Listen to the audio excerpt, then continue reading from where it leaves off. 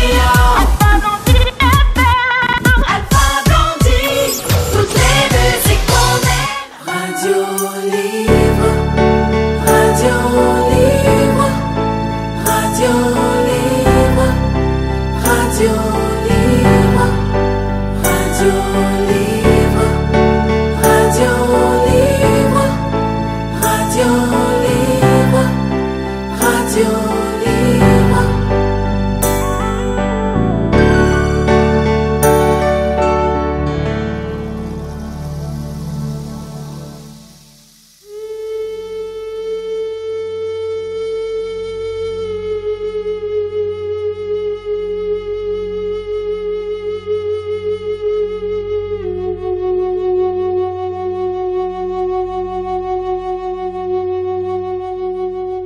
La cinquième montagne de Paulo Coelho.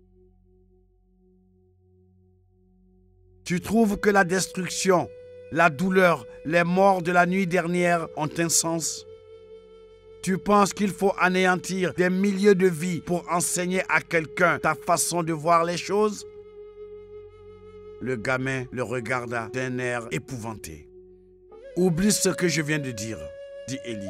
« Allons trouver le berger. Et allons restaurer la cité, » insista l'enfant. Élie ne répondit pas. Il savait qu'il ne parviendrait plus à imposer son autorité au peuple qui l'accusait d'avoir apporté le malheur. Le gouverneur s'était enfui. Le commandant était mort. Tyr et Sidon tomberaient probablement bientôt sous la domination étrangère. La femme avait peut-être raison. Les dieux changeaient toujours et cette fois, c'était le Seigneur qui était parti. « Quand retournerons-nous là-bas » interrogea de nouveau l'enfant. Élie le prit par les épaules et se mit à le secouer violemment. « Regarde derrière toi. Tu n'es pas un ange aveugle, mais un gamin désireux de surveiller ce que faisait sa mère. Qu'est-ce que tu vois ? Tu as remarqué les colonnes de fumée qui montent dans le ciel? Tu sais ce que cela signifie? Tu me fais mal. Je veux partir d'ici. Je veux m'en aller. » Élie s'arrêta, effrayé par sa propre attitude. Jamais il n'avait agi de la sorte. L'enfant s'écarta et se mit à courir en direction de la cité. Il parvint à le rattraper et s'agenouilla devant lui. « Pardonne-moi, je ne sais pas ce que je fais. » Le gamin sanglotait, mais pas une larme ne coulait sur son visage. Il s'assit près de lui en attendant qu'il se calme. « Ne pars pas, » demanda-t-il. « Avant que ta mère ne s'en aille, je lui ai promis de rester avec toi jusqu'à ce que tu puisses suivre ton propre chemin. Tu as promis aussi que la cité était intacte. » Et elle a dit, inutile de le répéter. « Je suis honteux, perdu dans ma propre faute. Laisse-moi me retrouver. Excuse-moi, je ne voulais pas te blesser. » Le gamin le serra dans ses bras, mais pas une larme ne roula de ses yeux. Ils atteignirent la maison au cœur de la vallée. Une femme se tenait près de la porte et 2 petits enfants jouaient devant. Le troupeau était dans l'enclos, ce qui signifiait que le berger n'était pas parti dans les montagnes ce matin-là. La femme regarda d'un air effrayé l'homme et l'enfant qui marchaient à sa rencontre. Elle eut instinctivement envie de les chasser, mais la tradition et les dieux exigeaient qu'elle obéisse à la loi universelle de l'hospitalité. Si elle ne les accueillait pas maintenant, un malheur semblable pourrait arriver plus tard à ses enfants. « Je n'ai pas d'argent, dit-elle, mais je peux vous donner un peu d'eau et de nourriture. » Ils s'assirent sur la petite terrasse ombragée par un toit de paille et elle apporta des fruits secs accompagnés d'un broc d'eau. Ils mangèrent en silence, retrouvant un peu pour la première fois depuis la nuit précédente leurs gestes quotidiens. Les enfants, épouvantés par l'aspect des nouveaux venus, s'était réfugié à l'intérieur de la maison. Son repas terminé, Élie s'enquiert du berger. « Il ne va pas tarder, répondit-elle. Nous avons entendu un grand vacarme et ce matin, quelqu'un est venu nous dire qu'Akbar avait été détruite. Il est parti voir ce qui s'était passé. » Les enfants l'appelèrent et elle rentra. Inutile de chercher à convaincre le gamin, pensa Élie. Tant que je n'aurai pas fait ce qu'il demande, il ne me laissera pas en paix. C'est à moi de lui montrer que c'est impossible. La nourriture et l'eau faisaient des miracles. Il se sentait de nouveau faire partie du monde. Ses pensées coulaient avec une incroyable rapidité, cherchant des solutions plutôt que des réponses. Quelque temps après, le berger arriva, inquiet pour la sécurité de sa famille. Il considéra avec crainte l'homme et l'enfant. Mais il comprit bien vite la situation. « Vous êtes sans doute des réfugiés d'Akbar, dit-il. J'en reviens. »« Que se passe-t-il » demanda le gamin. « La cité a été détruite et le gouverneur est en fuite. Les dieux ont désorganisé le monde. »« Nous avons tout perdu, » expliqua Élie. « Nous aimerions que vous nous accueilliez. Ma femme vous a déjà accueilli et nourri. Maintenant, vous devez partir et affronter l'inévitable. Je ne sais pas quoi faire de l'enfant. J'ai besoin d'aide. Mais si, tu sais, il est jeune, il a l'air intelligent et il est plein d'énergie. Et toi, tu as l'expérience d'un homme qui a connu beaucoup de victoires et de défaites dans cette vie. C'est une combinaison parfaite car elle peut t'aider à trouver la sagesse.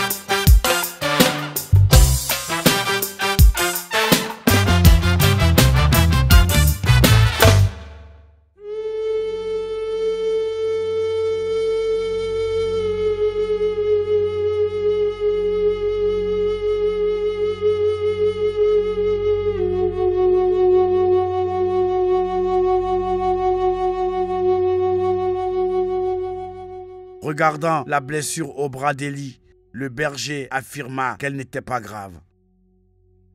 Il alla chercher dans la maison des herbes et un morceau de tissu. Le gamin l'aida à maintenir en place le cataplasme.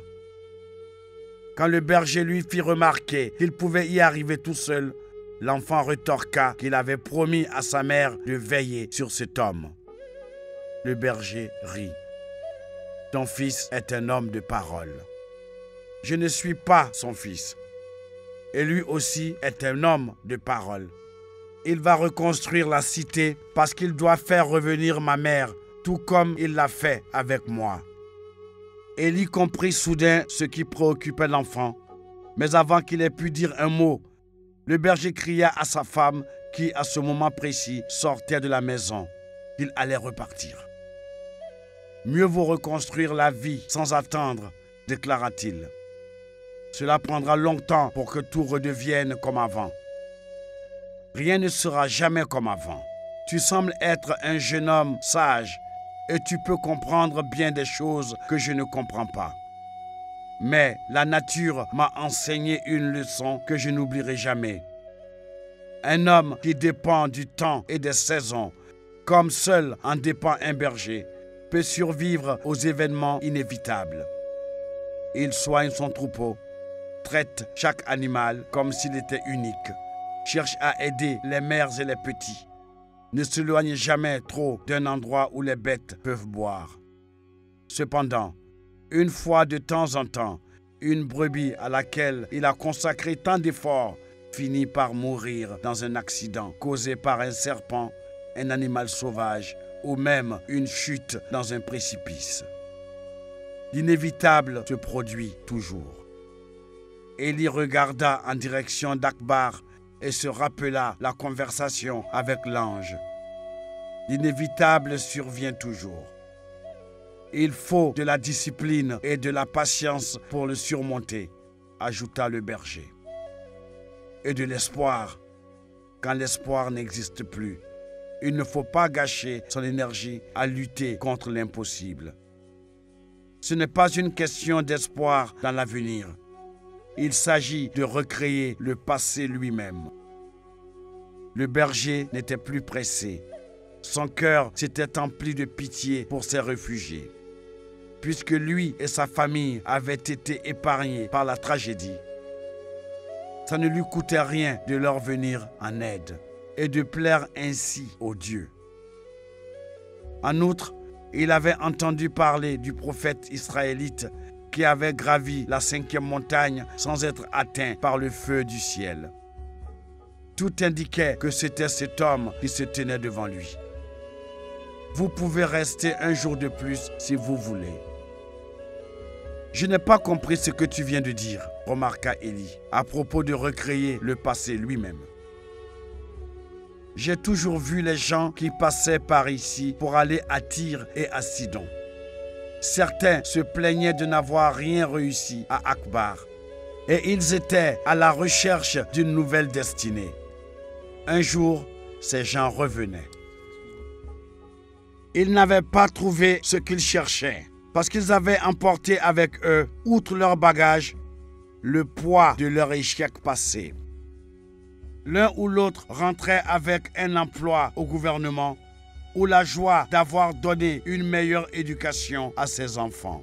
Mais rien de plus, parce que le passé à Akbar les avait rendus craintifs et ils n'avaient pas suffisamment confiance en eux pour prendre des risques. Et puis, sont passés aussi devant ma porte des gens pleins d'enthousiasme. Ils avaient profité de chaque minute de leur existence à Akbar et gagné avec beaucoup d'efforts l'argent nécessaire au voyage qu'ils voulaient entreprendre. Pour eux, la vie était une victoire permanente et elle continuerait de l'être. Eux aussi revenaient, mais avec des histoires merveilleuses. Ils avaient conquis tout ce qu'ils désiraient parce qu'ils n'étaient pas limités par les frustrations du passé. Les propos du berger touchaient le cœur d'Élie. Il n'est pas difficile de reconstruire une vie, de même qu'il n'est pas impossible de relever Akbar de ses ruines, poursuivit le berger. Il suffit pour cela d'avoir conscience que nous avons la même force qu'auparavant et de nous en servir à notre avantage. L'homme le regarda dans les yeux. Si tu as un passé dont tu n'es pas satisfait, oublie-le maintenant. Imagine une nouvelle histoire pour ta vie et crois en elle.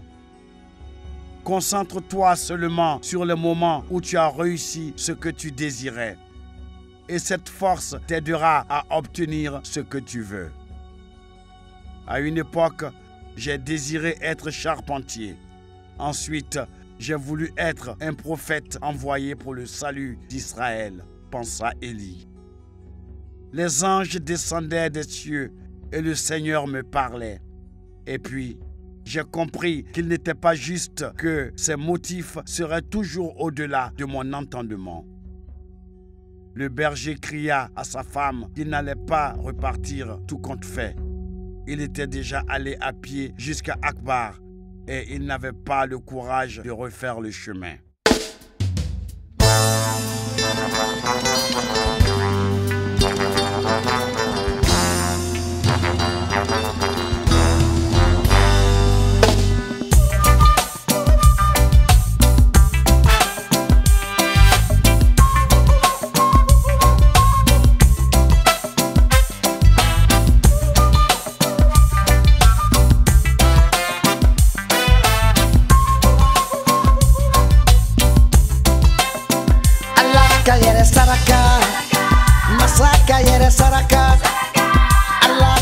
Saraka, o saraka ke dominiye, kodo anuguda.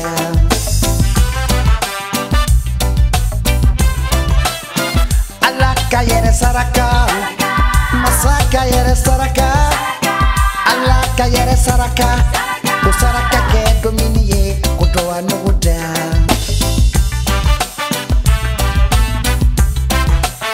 Ibe si semi donna neri, afo alla barika. Ibe misimi donna afo alla barika. Ibe jaga mi yiranani afo alla barika. Alaka yere saraka, masaka yere saraka. Alaka yere saraka, ko saraka ke dominiye ko do anuguda.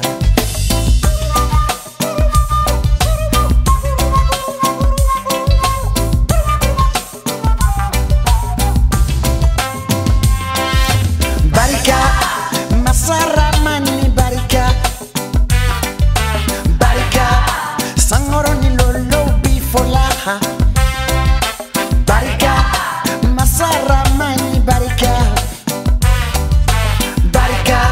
sangoro ni dugu koro bifola.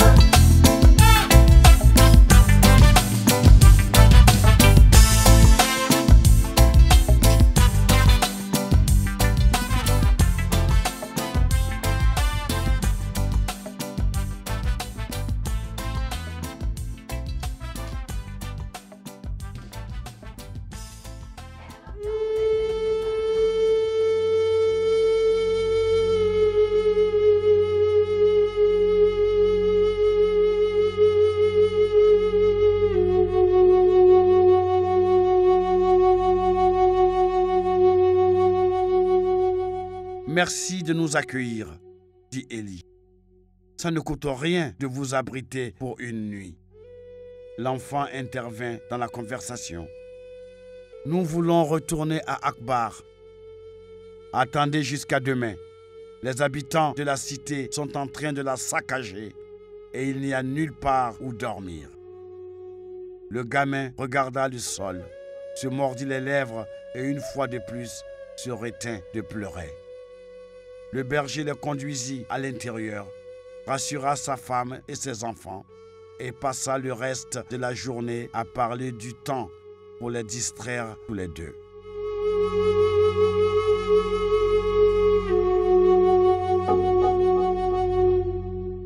La 5e montagne de Paulo Coelho. Le lendemain, ils se réveillèrent tôt, prirent un repas que leur avait préparé la femme du berger et allèrent jusqu'à la porte de la maison. « Je te souhaite longue vie et prospérité à ton troupeau, » dit Élie. « J'ai mangé ce dont mon corps avait besoin et mon âme a appris ce que j'ignorais encore. Que Dieu n'oublie jamais ce que vous avez fait pour nous et que vos enfants ne soient jamais des étrangers sur une terre étrangère. Je ne sais à quel Dieu tu fais allusion. Ils sont nombreux, les habitants de la 5e montagne, dit le berger durement. Puis aussitôt, changeant de ton, rappelle-toi les bonnes choses que tu as réalisées. Elles te donneront du courage. J'en ai fait bien peu, aucune grâce à mes qualités. Alors, il est temps de faire davantage. J'aurais peut-être pu éviter l'invasion. Le berger rit. Même si tu avais été le gouverneur d'Akbar, tu n'aurais pas pu empêcher l'inévitable. Le gouverneur aurait peut-être dû attaquer les Assyriens quand ils sont arrivés dans la vallée avec quelques troupes, ou négocier la paix avant que la guerre n'éclate. Tout ce qui aurait pu arriver, mais n'est pas arrivé. Le vent l'emporte et il n'en reste nulle trace, dit le berger. La vie est faite de nos attitudes et il est des choses que les dieux nous obligent à vivre. Peu importe la raison qui est la leur, et faire tout notre possible pour les éviter ne sert à rien.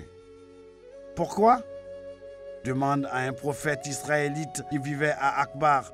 Il paraît qu'il a réponse à tout. L'homme se dirigea vers l'enclos.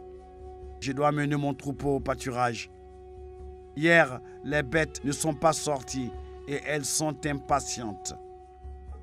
Il prit congé d'un signe de tête et s'éloigna avec ses brebis. L'enfant et l'homme avançaient dans la vallée. « Tu marches lentement, » disait le gamin. « Tu as peur de ce qui pourra t'arriver. »« Je n'ai peur que de moi, » répondit Élie. « Ils ne peuvent rien me faire, car mon cœur n'existe plus. Le Dieu qui m'a fait revenir de la mort est encore vivant. Il peut ramener ma mère si tu accomplis la même chose pour la cité. Oublie ce Dieu. Il est loin et il ne réalise plus les miracles que nous attendons de lui. » Le berger avait raison. Désormais, il fallait reconstruire son propre passé, oublier qu'un jour on jugerait un prophète qui devait libérer Israël, mais qui avait échoué dans sa mission de sauver une simple cité. Cette pensée lui procura un étrange sentiment d'euphorie. Pour la première fois de sa vie, il se sentit libre, prêt à faire ce qu'il voulait quand il voulait. Il n'entendrait plus les anges, mais en contrepartie, il était libre de retourner en Israël, de reprendre son travail de charpentier, de voyager jusqu'en Grèce pour y suivre l'enseignement des sages, ou de gagner avec les navigateurs phéniciens les contrées de l'autre côté de la mer. Mais auparavant, il devait se venger. Il avait consacré les meilleures années de sa jeunesse à un Dieu sourd qui lui donnait sans cesse des ordres tout en faisant toujours les choses à sa manière. Il avait appris à accepter ses décisions et à respecter ses desseins. Mais sa fidélité avait été récompensée par l'abandon, son dévouement ignoré. Ses efforts pour accomplir la volonté suprême avaient abouti à la mort de la seule femme qu'il avait aimée dans sa vie. « Tu as toute la force du monde et des étoiles, dit Élie dans sa langue natale, afin que l'enfant ne comprît pas le sens de ses paroles. Tu peux détruire une cité, un pays, comme nous détruisons des insectes. Alors, envoie le feu du ciel et mets fin à mes jours tout de suite, sinon j'irai contre ton œuvre. » Akbar apparut au loin. Il prit la main du gamin et la serra de toutes ses forces. « Désormais, jusqu'à ce que nous franchissions les portes de la cité, je marcherai les yeux fermés. Il faut que tu me guides, dit-il à l'enfant. Si je meurs en cours de route, fais ce que tu m'as demandé de faire. Reconstruis Akbar, même si pour cela il te faut d'abord grandir, puis apprendre à couper le bois ou à tailler la pierre. Au clair de la lune, mon ami Zongo refusa de bâillonner sa plume au Burkina Faso. Et Zongo est mort, brûlé par le feu. Que justice soit faite pour l'amour de Dieu.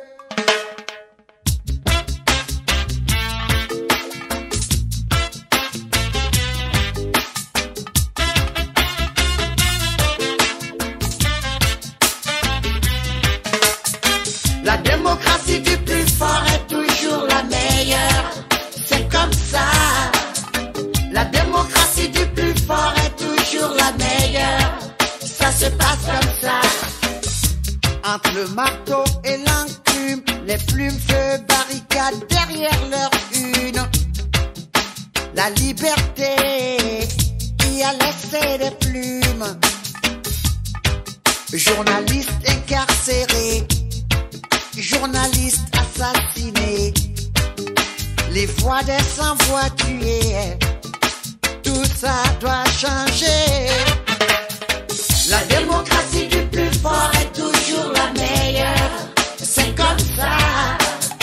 La démocratie du plus fort est toujours la meilleure. Ça se passe comme ça. Les gouvernants font la pluie et le beau temps. Le peuple meurtri fait semblant d'être content. Une rafale de mitraillettes balaya le président. C'est un regrettable accident. Le même rituel sanglant. Autant on emporte le vent. Le sang appelle le sang.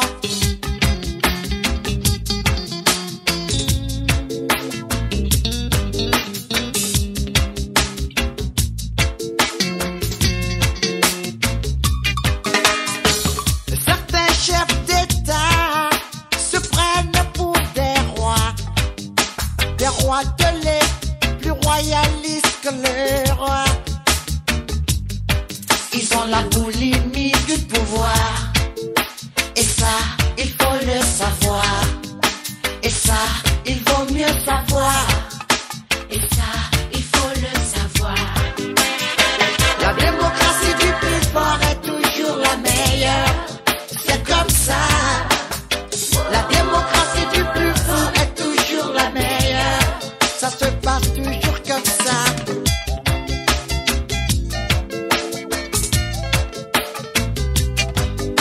Les gouvernants font la pluie et le beau temps. Le peuple meurtri fait semblant d'être content. Une rafale de mitraillettes balaya ce président. C'est un regrettable accident. Le même rituel sanglant.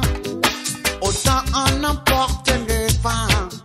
Le sang appelle le sang. La démocratie du plus fort est toujours la meilleure. C'est comme ça. La démocratie du plus fort est toujours la meilleure.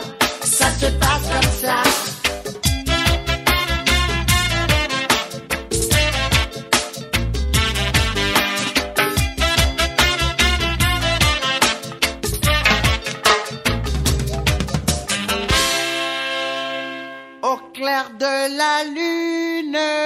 mon ami Zongo.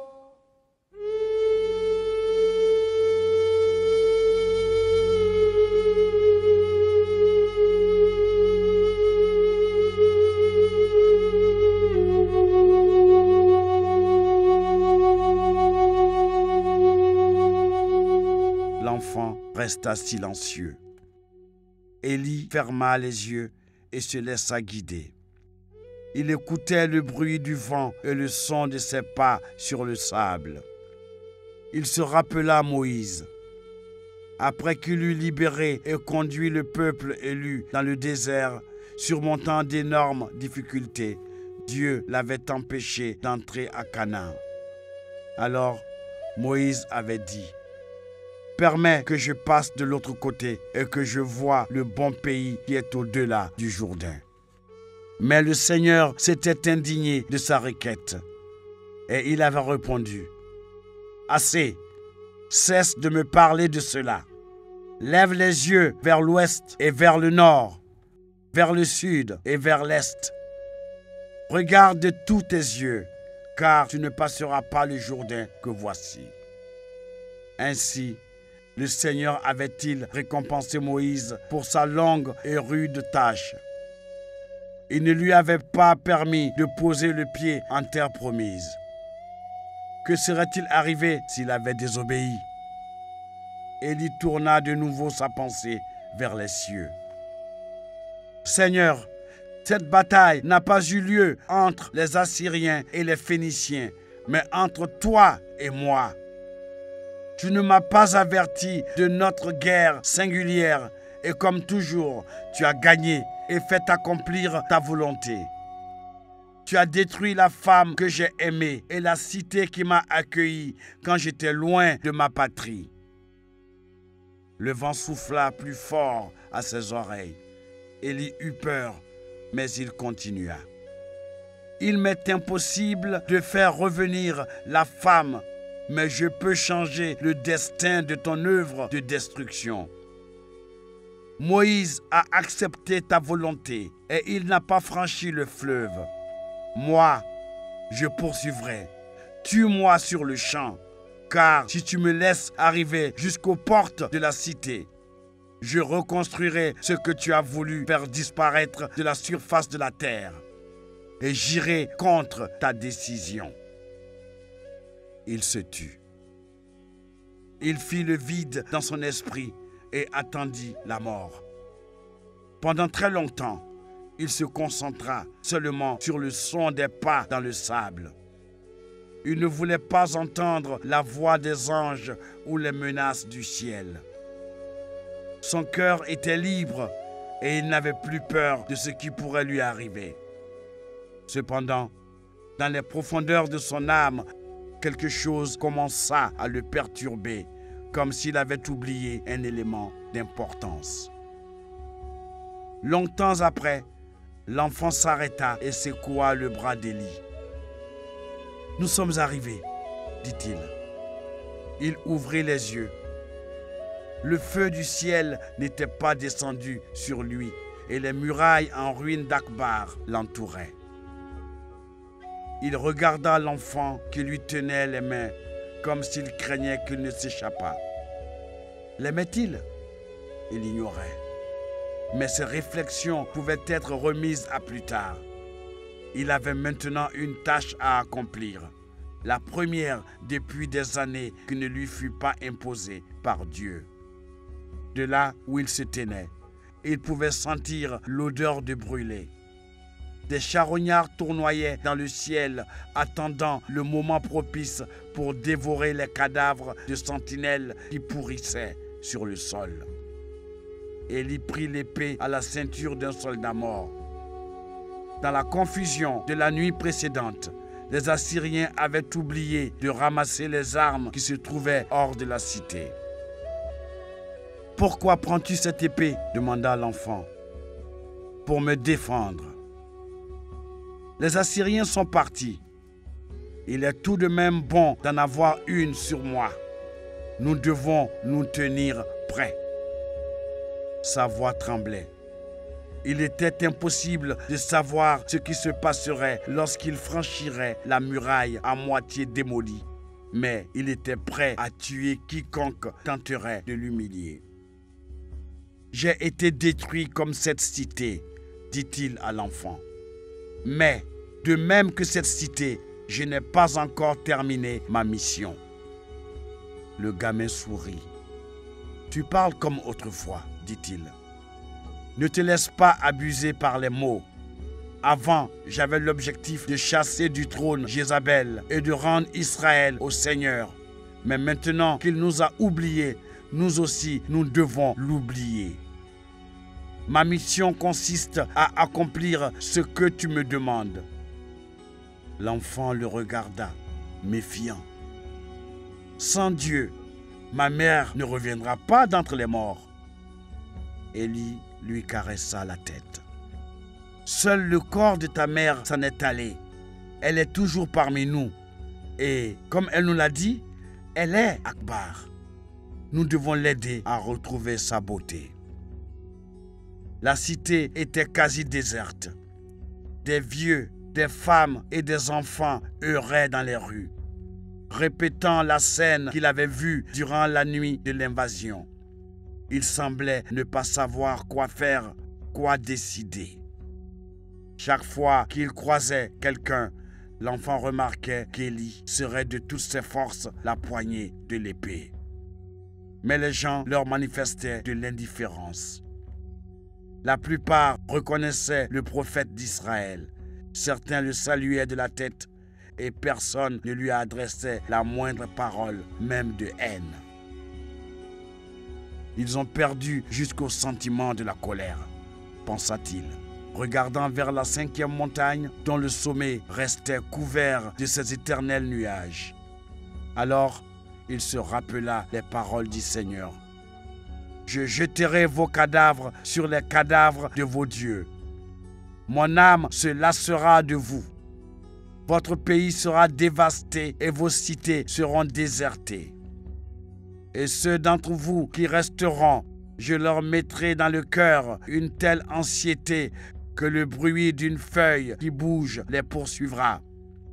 Et ils tomberont sans que personne ne les poursuive. »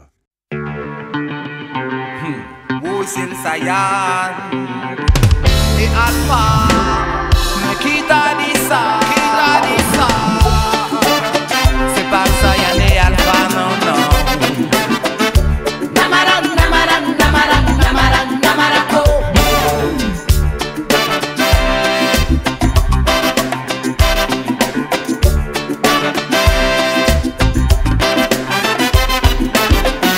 Qui a dit que l'argent ne fait pas le bonheur? Qui a dit ça? Qui a dit que l'argent ne fait pas le bonheur? Qui a dit ça?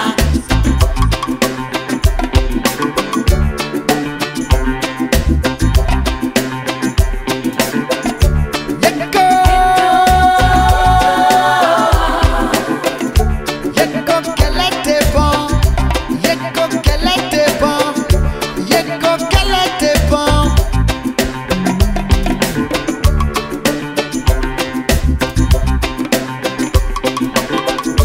Warika makosa, warika dununya makosa, oh warika makosa, warika dununya makosa, oh warika makosa, warika dununya makosa.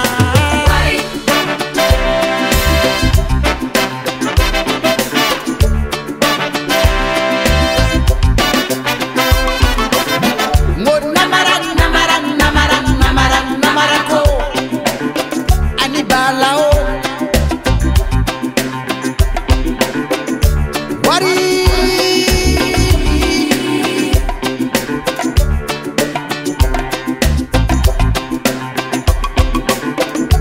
Wari Beba Mon envie à dépend Mon Wari Beba Mon envie à dépend Wariko, wariko, wariko, wariko, wariko Balao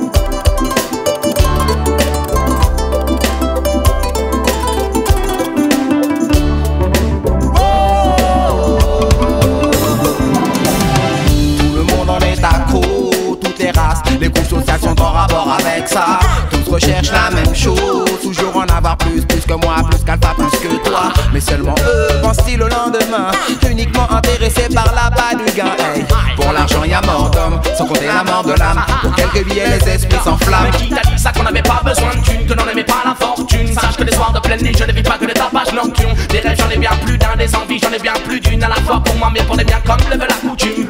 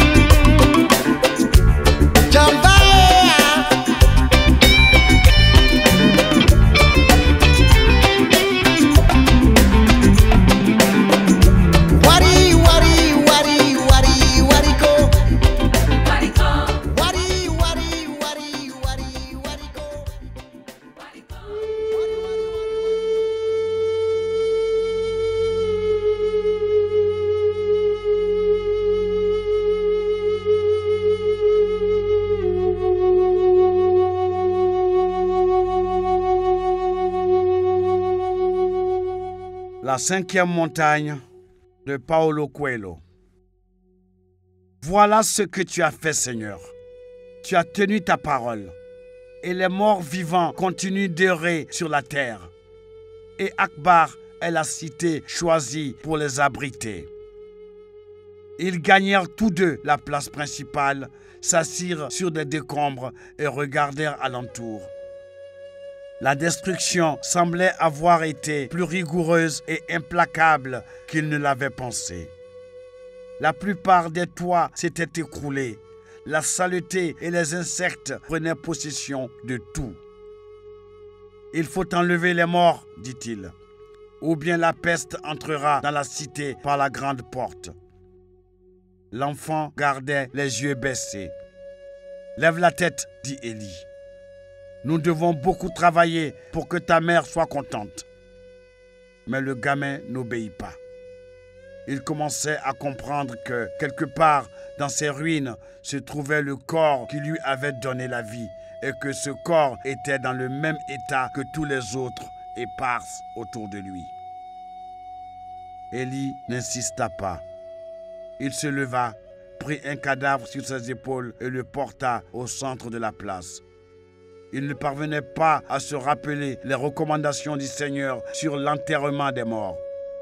Tout ce qu'il devait faire, c'était empêcher que ne survînt la peste et la seule solution était de les incinérer.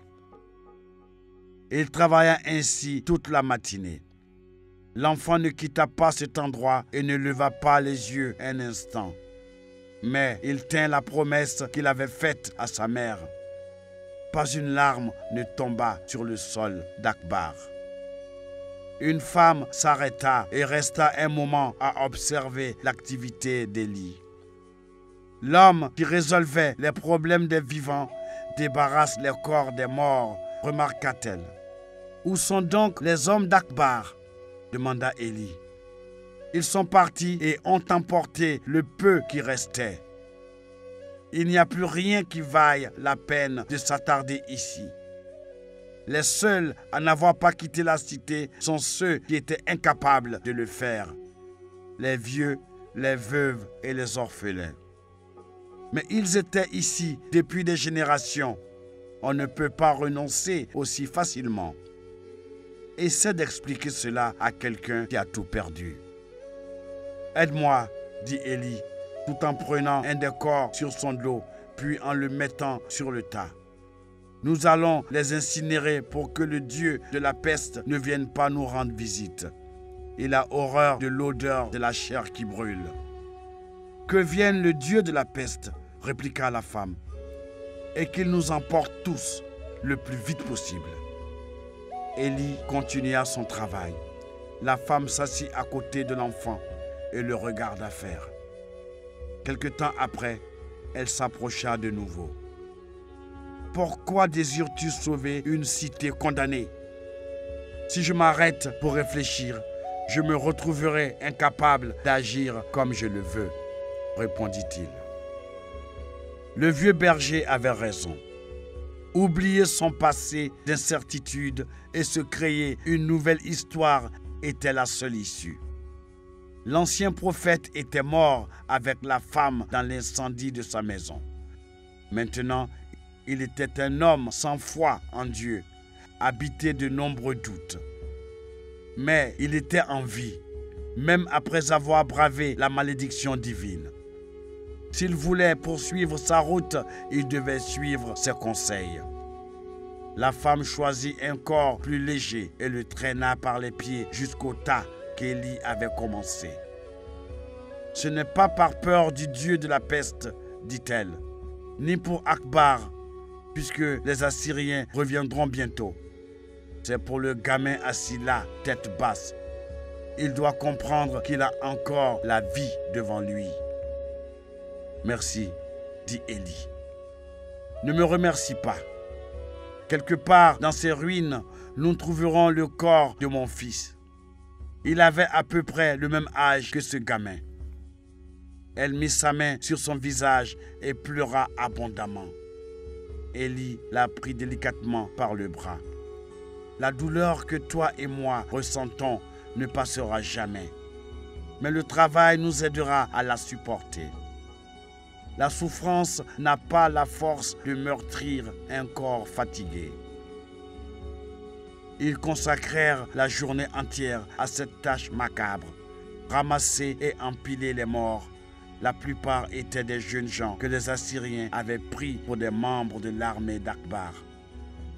Mais plus d'une fois, il reconnut des amis et il pleura, sans toutefois interrompre sa besogne. À la fin de l'après-midi, ils étaient épuisés. Pourtant, le travail réalisé était loin de suffire. Et aucun autre habitant d'Akbar ne leur avait prêté main forte. Ils revinrent tous les deux près de l'enfant. Pour la première fois, il leva la tête. « J'ai faim, dit-il. »« Je vais chercher quelque chose, répondit la femme. Il y a suffisamment de nourriture cachée dans les habitations d'Akbar. » Les gens s'étaient préparés à un siège prolongé. « Apporte de la nourriture pour toi et moi, parce que nous prenons soin de la cité à la sueur de notre front, » répliqua Élie. « Mais si ce petit veut manger, il devra se débrouiller tout seul. » La femme comprit. Elle aurait agi de la même manière avec son fils. Elle se rendit jusqu'à l'endroit où auparavant se levait sa maison. Les pillards avaient quasiment tout retourné à la recherche d'objets de valeur et sa collection de vases créés par les grands maîtres verriers d'Akbar gisait en morceaux sur le sol. Mais elle trouva les fruits secs et la farine qu'elle avait stockés. Elle retourna sur la place et partagea sa nourriture avec Élie. L'enfant ne dit rien. Un vieux s'approcha. « J'ai vu que vous aviez passé la journée entière à ramasser les corps. Vous perdez votre temps. Ne savez-vous pas que les Assyriens reviendront une fois Tyr et Sidon conquises? Que le Dieu de la peste vienne donc s'installer ici pour les détruire aussi. Nous ne faisons pas cela pour eux, ni pour nous-mêmes, répliqua Élie. Elle travaille dans le but d'enseigner à un enfant qu'il existe un avenir. Et moi, je le fais pour montrer qu'un passé n'est plus. Ainsi, le prophète n'est plus une menace pour la grande princesse de Tyr. Quelle surprise!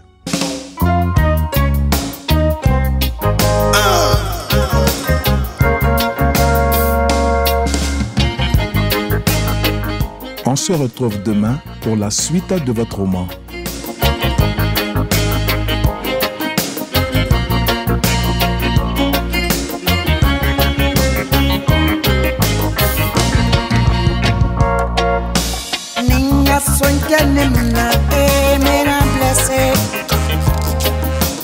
Blessé mal.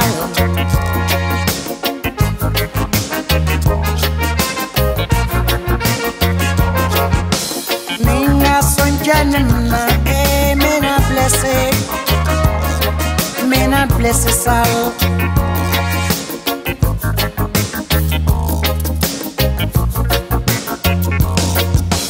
Pantalon kula fla, chemise kula sabah. Blue jean complet leng, aka olele sonya. Ningam na mena blessé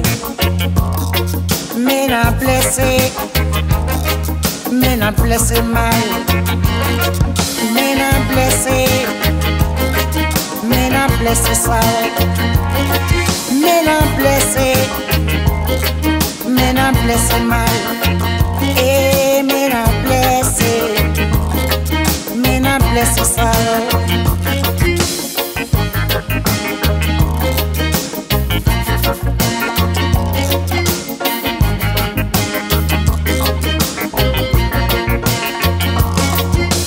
Pantalon kula fla, chemise kula sabah.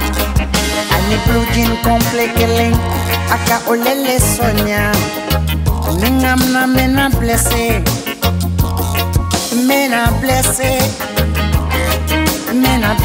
mal. Mena blessé sal. Mena blessé mal. Mena blessé sal.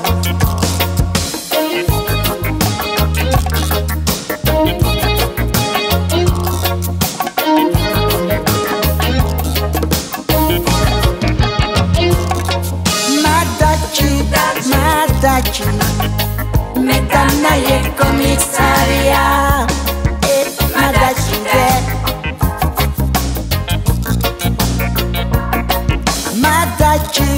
Madachi, metana ye komisaria. Madachi de.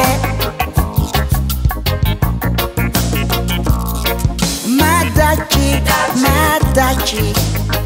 Metana ye komisaria. Oh, madachi.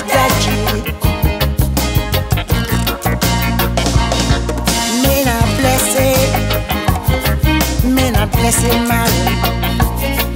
Mena blessé sal. Mena blessé mal. Mena blessé mal.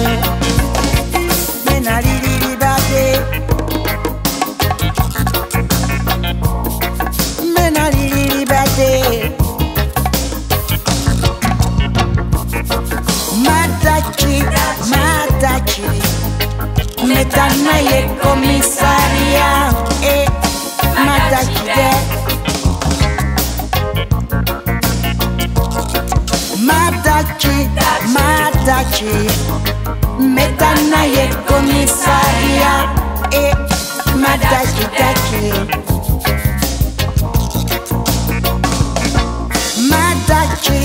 Madachi, metana ye komisaria. Madachi de. Mena blessé mal. Mena blessé sal. Mena blessé mal. Mena lili bade. Mena blessé mal. Mena lili bade. Mena blessé sal. Mena lili bade. Mena blessé mal. Mena lili bade. Mena blessé mal.